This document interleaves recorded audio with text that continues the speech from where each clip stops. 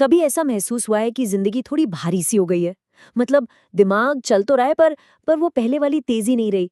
कुछ करने जाओ तो एक अजीब सी सुस्ती, एक धुंधलापन सा महसूस होता है। ये वो थकावट नहीं है जो एक रात की नींद से चली जाए, ये कुछ और ही है। और देखिए, ये सिर्फ कोई एक दो लोगों का एहसास नहीं है। आज इंटरनेट पर लोग इसी अजीब से अनुभव के बारे में बात कर रहे हैं। याददाश्त का कमजोर होना, बात करते करते सही शब्द भूल जाना, इसी एहसास को अब एक नाम दिया गया है, ब्रेन फॉग। हाँ, ये कोई ऑफिशियल मेडिकल टर्म तो नहीं है, लेकिन ये एक असलियत है जिसे लाखों लोग जी रहे हैं। और अब तो हमारे पास इसके चौंकाने वाले आंकड़े भी हैं। जरा न्यू इंग्लैंड जर्नल के इस 2024 के डेटा को देखिए। कोविड महामारी के बाद जो लोग शॉर्ट कोविड से ठीक हुए, उनमें भी 3 आईक्यू पॉइंट्स की गिरावट देखी गई। लॉन्ग कोविड वालों में 6 पॉइंट्स की, और जिन्हें आईसीयू में रखना पड़ा, उनमें तो 9 आईक्यू पॉइंट्स तक की गिरावट हुई। ये बहुत बहुत बड़ी बात है। तो क्या ये सब सिर्फ कोविड की वजह से हो रहा है? नहीं, येल स्कूल ऑफ मेडिसिन की एक स्टडी बताती है कि ये जो चलन है ना, ये असल में 2016 से ही शुरू हो गया था। इसका मतलब ये हुआ कि ये सिर्फ एक वायरस की समस्या नहीं है, ये एक पूरी सिविलाइजेशन की समस्या है, जिसे कोविड ने बस और ज्यादा बढ़ा दिया है।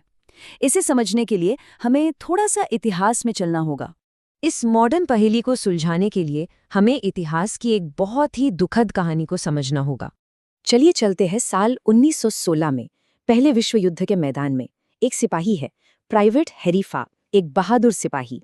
वो दुश्मन के ठीक सामने खड़ा है और उसे आगे बढ़ने का हुक्म मिलता है। लेकिन हैरी अपनी जगह से हिल ही नहीं पाता। ऐसा लगता है मानो उसके पैर जमीन में जम गए हों। उसे फौरन गिरफ्तार कर लिया जाता है, और उस वक्त के नियम के हिसाब से कायरता की सजा थी मौत। हैरी को फायरिंग स्क्वाड के सामने खड़ा कर दिया गया। और सबसे दुख की बात यह है कि हैरी अकेला नहीं था। पहले विश्व युद्ध में कुल 306 सिपाहियों को उनकी अपनी ही सेना ने कायरता के इल्जाम में मौत के घाट उतार दिया था, और उन सब की प्रतिक्रिया एक जैसी थी, वो मौके पर ही जम गए थे।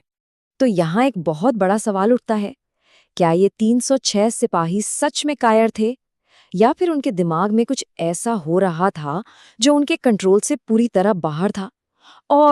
और इसका आज के ब्रेन फॉग से क्या लेना देना है? इन दोनों पहेलियों का जवाब एक ही जगह छिपा है, हमारे दिमाग के सबसे बुनियादी, सबसे पुराने ऑपरेटिंग सिस्टम में। हमें एक थोड़ी असहज करने वाली सच्चाई को समझना होगा। हमारा दिमाग खुशी, सफलता या ज्ञान पाने के लिए नहीं बना है, नहीं। इसका सिर्फ एक ही सबसे बड़ा लक्ष्य है, सर्वाइवल, मतलब किसी भी हाल में जिंदा रहना। बस यही दिमाग की नंबर 1 प्रायोरिटी है। और इस एक लक्ष्य को पूरा करने के लिए हमारा दिमाग 2 बहुत ही सरल नियमों पर चलता है। पहला नियम, जीवन की सुरक्षा, यानी शरीर को किसी भी तरह के खतरे या नुकसान से बचाना। और दूसरा, ऊर्जा की बचत, यानी एनर्जी सिर्फ उन्हीं कामों में लगाना जिनसे जिंदा रहने के चांस बढ़ें। इन्हीं 2 नियमों के आधार पर दिमाग अपनी प्राथमिकताएं तय करता है। सबसे ऊपर लेवल 1 पर है रक्षा, यानी जान बचाना। लेवल 2 पर है स्थिरता, मतलब एक सुरक्षित और भरोसेमंद माहौल। और सबसे आखिर में लेवल 3 पर आता है विस्तार, यानी ग्रोथ, खुशी, ये सब चीजें। आज की हमारी ज्यादातर समस्याएं लेवल 2 से पैदा हो रही हैं।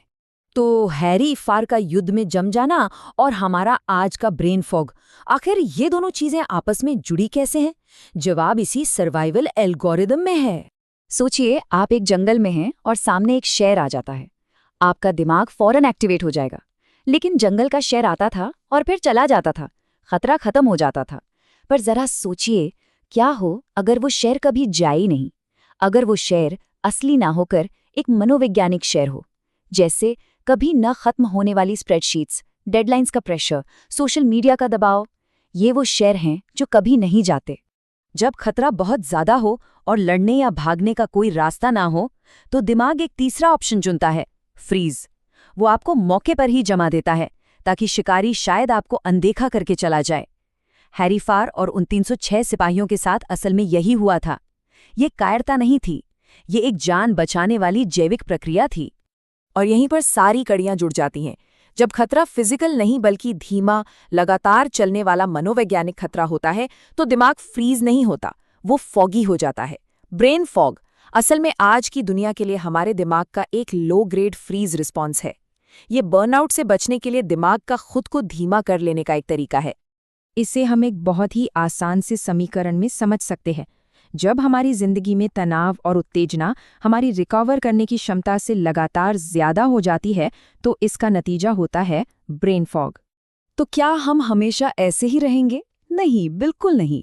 लेकिन इसका हल ऊपर ऊपर से नहीं मिलेगा। हमें इसकी जड़ पर काम करना होगा। और इसके लिए यहाँ 3 सबसे असरदार और वैज्ञानिक रूप से साबित हो चुके तरीके हैं। तो इस धुंध को साफ कैसे करें? इसके 3 वैज्ञानिक तरीके हैं। पहला, अपनी जिंदगी की उलझनों को कम करना।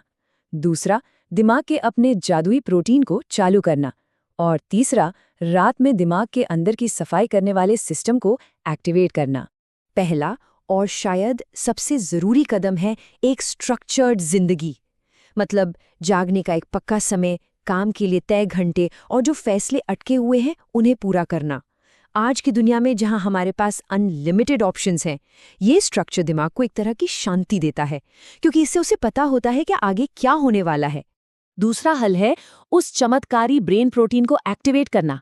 इस प्रोटीन का नाम है BDNF और इसे चालू करने के लिए कोई महंगी दवा नहीं चाहिए। रोज सिर्फ 20 मिनट की एरोबिक एक्सरसाइज जैसे तेज चलना या साइकिल चलाना इसे रिलीज करने के लिए काफी है। ये प्रोटीन नए न्यूरॉन्स बनाता है, याददाश्त और फोकस को वापस लाता है और तनाव वाले हार्मोन्स को शरीर से बाहर निकालता है। और तीसरा सबसे जरूरी हल है दिमाग की अंदरूनी सफाई। हमारे दिमाग में एक ग्लाइम्फेटिक सिस्टम होता है जो गहरी नींद में एक्टिवेट होता है।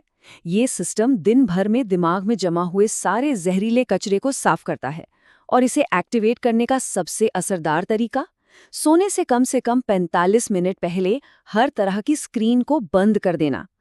तो ब्रेन फॉग हमारी कोई पर्सनल नाकामी नहीं है, ये आज की भागदौड़ भरी दुनिया के लिए हमारे दिमाग का एक नेचुरल रिएक्शन है।